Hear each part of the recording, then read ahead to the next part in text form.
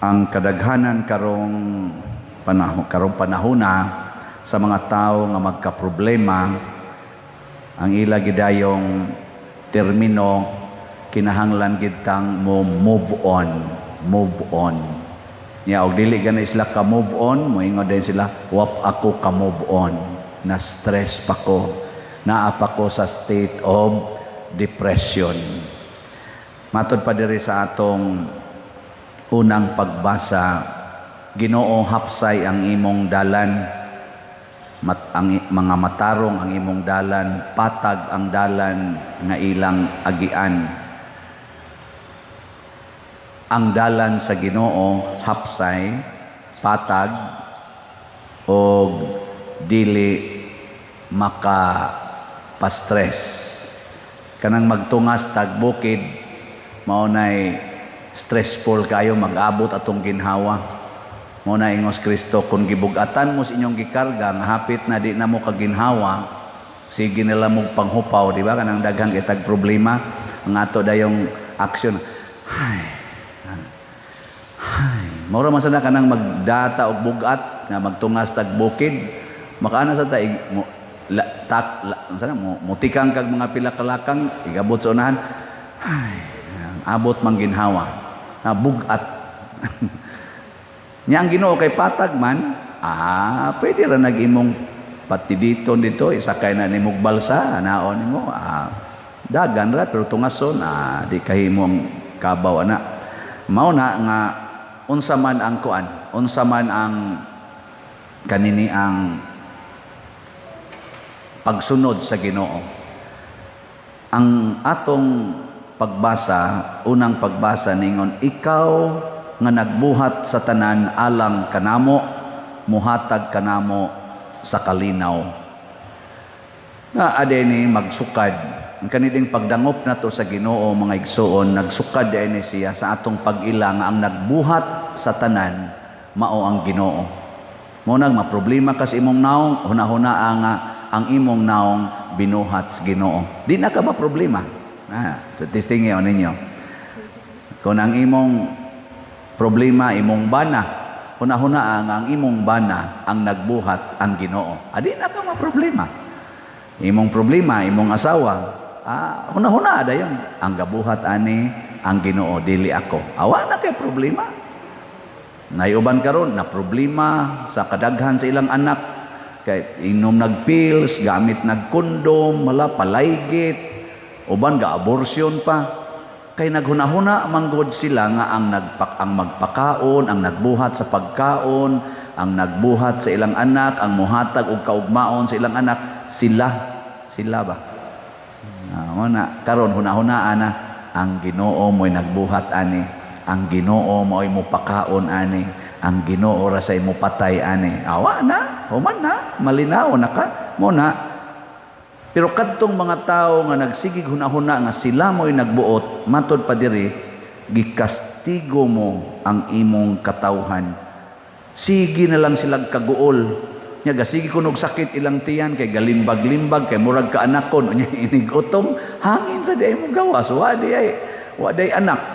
Ngano man, tungod kay gikastigo. Kana bitang hayahay kay atong kinabuhi kung tan-awon sa uban, kay daghan tag kwarta, successful ka ita, powerful ka ita, guwapa, talented, mura mamakaingon ta, nanaman niya tanan, bright pa, naman ko yung mga classmates sa una, nindot pag height, bright, puti, dato, guwapa, perti pag yun kadaghan nagtalent, kung nanaman tanan, pero magkusmod mo lang yapong naong, maldita malangyapon kaayo, palaaway malangyapon kaayo, na kung ano man ni sila, mas mayo pa noon tong apiki kayog height, putot ba, niya apiki sa kayog naong, muragid taon o ganang, igo lagi yung napurmang tao ang naong ba, sa maning nagwali, ay pa, relax pa, kaya nga naman, ang diferensya di ay kay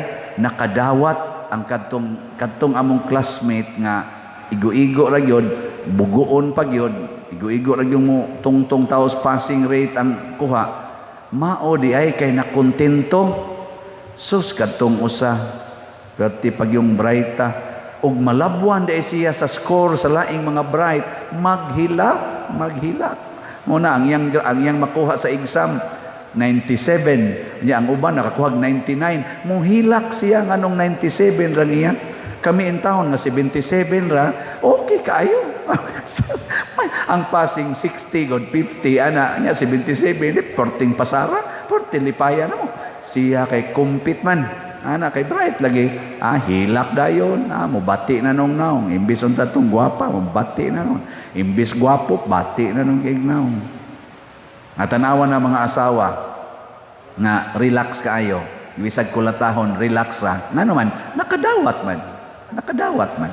Inigtamparo silang naong. Siya, akong naong nilagom, pero ang Ginoo may nagbuhat ani. Siya ra say mo paalim aning lagom o tanawa, di ba? Inigkaugma, dagda, tulo ka adlaw, butang-butangal ni mong duwaw diha, o mayana, wana, muhiyos na. Ikada magbuwagtang ng lagom. Di, ang Ginoo, kaysa gabuhat ana. Nya kaysa may gabuhat atong kamot sa imong bana nga nitamparos nimo, kaysa may gabuhat ato, ang Ginoo rapon. Siya ra say mo pausab ato nga inigkaugma, hapuhap na sa tos naong. Naman, hurot naman, wa naman mahubog, wa naman kaana, wa naman kasuyop, o di, makamatngon na to siya, asawa man day ni nako. Oy, magsige na to yung lagom na imong naong day. Ikabitay gasagpaan ni, maingon din to siya, ala, buwanga, nalimot yung kuda, dakos akong kahubog. Maingon din ka, pirmi na lang gid na, o ni, akong naong, bali-bali na lang kalagom akong naong, pero Ginoo may nagbuot nga ikay akong mabana, nga gihigugma man ako ang Ginoo, ako sa kang higugmaon till death do us part. Tanawa, di ba ikaugma? Din ato mag-inom imong bana, din asa to siya musuyop. Kay maluoy man siya nimong mulagom imong naong. Magsige na tog hapuhap. Tanawa, di ba? Nigsunod tuig, nasa tay bunyagan. Bunyag na sad. Magkasinabot naman mo. Mo na ingos Kristo, umari ka mo kanako, sundan ninyo ako kay ako malumo ug mapaubsanon sa espiritu.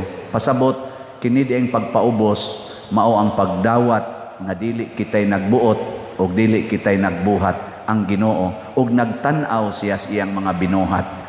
Nya dili sad kita maoy mo control sa atong kaugmaon, ang muhatag sa kaugmaon mao ra sad ang Ginoo. Nya ang atong kinabuhi kung magsunod tas Ginoo, matud pa niya diri, ang akong yugo sayon, ang akong karga gaan. So ang atong kinabuhi mahimong sayon ug gaan, dili ta ma-stress, dili ta mag-depression ug wala ka nang hahanapin pa. Ug mao na siya ang grasya nga makaluwas gikas Ginoo. Kani sa Bishop Chupilo Kamomot sa istorya lang atong nabati, pagka-relax, ilaron mukatawa lang, relax kaayo. Ang sekretary niya o ang iyang mga kaabag sa kumbinto mo ay nangaratol, uy Bishop, giilad ka. Mo smile as Bishop, may nalanang kitay ilaron kaysa kitay mangilad. Ka-relax yun. Wagi akoan. Bishop, giilad ra gyud ka nang lagsig pangayo nimo mga plite kanang ingon nga nasakit ana palitambal, giilad ra gyud ka Bishop. Wa gid na ipalit og tambal. May panimo Bishop, dinala na nimo tagaan. Ingon sa Bishop, hasta no sa 100 kabuk mo duol nako na ay usa nga tinuod nga nanginahanglan niya akong mabalibaran pagkadako sa akong tulubagon sa Ginoo. Ato lang ginang tagaan. Ana siya pagka-relax. Pero sus, ang uban nga way Ginoo, siya'y nagkontrol. Ang bana mo pasiplat lang sa leg sa ilang silingan, tuan na, suko na, suko. Sige, tanaw ng legs niya. Hindi mo tanaw ang imong legs, wa naman, daghan na magbarikos. Ato na mo tanaw speakers. ay na lang sa nagdidi, kaysa una, ikaw bitay gitanaw na, human na tong inyo, kay wanagod, sa isinta na sadgog ka, sige, pakagtutok niya. Kanto na sang 18, tong 20, tinindo tanawon. Pero ay lagpugni kay Ginoo miya po nagbuhat sa iyang mata, di ba? Ngimo dawata niya tagay sad siya og gitawag og suporta ba? Na magsikag tan-aw ana, posible nga magsige na kag pangandoy ana, laway nga hunahuna, makapa-impierno baya na. nya nga ato ba yang edad tiwasono na biya. Oh, di ba? Di maingon na yung bana, tuod no, sus, Ginoo ko. Last na lang ni Day. Last na lang yun. Okay, mga tiwasono naman. Sige, pagpangambisyon. Oy, pangandam na lang sa imong pag-atubang sa Ginoo. Kaya ang Ginoo rabay nagbuhat nimo, siya sa imong hukom nimo. Ay kumpiyansa diha. Sige, nindog na ta.